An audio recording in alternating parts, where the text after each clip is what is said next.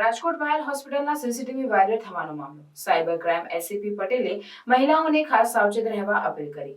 જો કોઈ જગ્યાએ તમને ખાનગી કેમેરા લાગેલા હોય તેવું લાગે તો તાત્કાલિક સંચાલકો અને પોલીસને જાણ કરવી જોઈએ. મેડિકલ સ્ટાન્ડર્ડ મુજબ હોસ્પિટલમાં કેમેરા લગાવવામાં આવતા હોય છે. હ્યુમન અને ટેકનોલોજીના આધારે તપાસ કરવામાં આવી રહી છે. હોસ્પિટલ તંત્રએ અરજી આપી છે. આજરોજ ખાસ કરીને હું ગુજરાત તથા ભારતના નાગરિકો અને ઉપરાંત એમાં ખાસ કરીને મહિલાઓને એ વાત જણાવવા માંગુ છું કે ઘણી વખત આપણે હોટલ્સ, મોલ્સ કે હોસ્પિટલ્સ કે કોઈ પણ જગ્યાએ કપડાની ખરીદી કરવા ગયેલા હોઈએ છીએ તો એ સમયે આપણે ચેન્જ રૂમમાં કપડાં બદલતા હોઈએ છીએ કે અન્ય આપણા પ્રાઇવેટ મોમેન્ટ્સ એવા હોય છે જે પબ્લિક પ્લેસીસ પર સીસીટીવી કેમેરા લગાવેલા હોય છે જે સામાન્ય રીતે નાગરિકોની સુરક્ષા માટે હોય છે, પરંતુ અમુક વખત આ પ્રકારના મોમેન્ટ્સ એમાં કેપ્ચર થઈ જાય અને તે વાયરલ બની જાય તો સોશિયલ મીડિયાના યુગમાં એ જે તે વ્યક્તિ અને ખાસ કરીને મહિલાઓની પ્રતિષ્ઠા માટે એક મોટો ખતરો ઊભો કરતું હોય છે.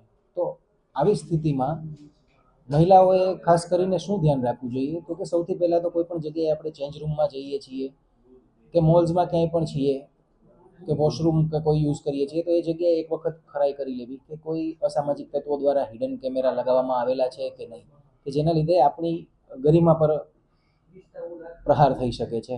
તો એ એક ખાસ કાળજી રાખવી કે સચેત રહી અને આ પ્રકારની કોઈ પણ ઘટના જો દેખાય છે કે અહીંયા હિડન કેમેરા લગાવેલા છે તો ત્યાં જે મોલ કે કોઈ બી સંસ્થા છે તેના માલિકને જાણ કરવી અને ઉપરાંત પોલીસ સ્ટેશનમાં આની ફરિયાદ તાત્કાલિક નોંધાવી દેવી, જેથી કરીને આ પ્રકારની અસામાજિક પ્રવૃત્તિઓ ઉપર આપણે પ્રહાર કરી શકીએ અને તેમને નાબૂદ કરી શકીએ.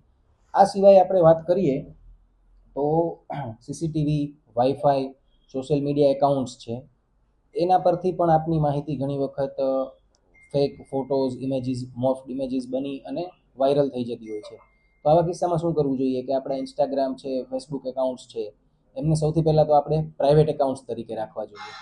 આ ઉપરાંત આપણા વાઈફાઈ છે, સોશિયલ મીડિયા એકાઉન્ટ્સના જે પાસવર્ડ્સ છે એ પાસવર્ડ્સને આપણે સ્ટ્રોંગ કરવા જોઈએ, જેમાં આપણે ખાલી 1 2 3 4 5 6 7 8 જેવા પાસવર્ડ રાખવાના સ્થાને તેમાં આલ્ફાબેટ્સ છે, સ્પેશિયલ કેરેક્ટર્સ છે અને ન્યુમેરિક્સ છે એમનું કોમ્બિનેશન કરી અને પાસવર્ડ્સ રાખવા જોઈએ, જેથી કરીને કોઈ ઇઝીલી ગેસ કરીને આપણી પ્રોફાઇલ એક્સેસ ના કરી શકે. અને આ સિવાય 2 ફેક્ટર ઓથેન્ટિકેશન આવે છે જે સોશિયલ મીડિયા એકાઉન્ટ્સમાં લોગિન માટે વપરાય છે, તો તેમાં પાસવર્ડ નાખવાની સાથે ઓટીપી નાખવાનું પણ આવે છે પ્રોવિઝન.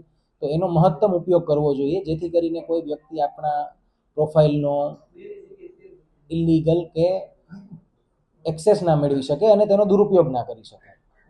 સર, જે પાયલ હોસ્પિટલમાં જે સીસીટીવી અંદર રાખવામાં આવ્યા એ કાયદેસર કહેવાય કે ગેરકાયદેસર કહેવાય, એમાં કઈ જોગવાઈ છે કે જે સીસીટીવી કેમેરા રાખવામાં આવે છે એ જે તે સમયે મેડિકલ આર્કિટેક્ચરના માધ્યમથી નિર્માણ થતું હોય છે અને એના સ્ટાન્ડર્ડ્સના આધારે રાખવામાં આવે છે. અને હાલ આ મુદ્દામાં જે પાયલ મેટર્નિટી હોમનો જે કેસ છે એ તપાસ અંતર્ગત છે, તો તે તપાસ અમદાવાદ સાયબર ક્રાઇમ અંતર્ગત ચાલી રહેલી છે. તો આ તપાસ બાબતે જે પણ મુદ્દાઓ બહાર આવશે એના પર ડિટેલમાં મીડિયાને જાણ કરવામાં આવશે. તમે પણ ત્યાં ગયા હતા ચેકિંગમાં, કોઈ રાજકોટની ટીમ હતી, શું કઈ જાણવા મળ્યું? પ્રાથમિક દ્રષ્ટિએ કઈ જાણવા મળ્યું? શેની તપાસની પૂછો છો?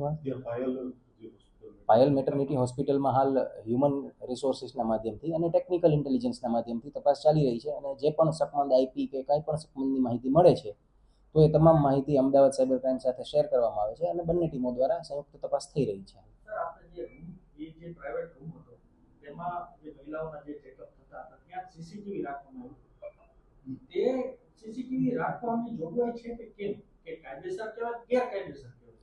એના પર તપાસ આગળ વધશે એટલે ડિટેલમાં ટિપ્પણી કરવામાં આવશે. આરોગ્ય અધિકારી દ્વારા તેવું વર્ઝન આપવામાં આવ્યું છે કે તે જે પ્રાઇવેટ જે રૂમ છે જે પાયલ મેટર્નિટી રૂમનો જ્યાં મહિલાનું ચેકઅપ થતું ત્યાં રાખવાની કોઈ જોગવાઈ નથી, રાખી ન શકાય એવું આરોગ્ય અધિકારીનું કહેવું.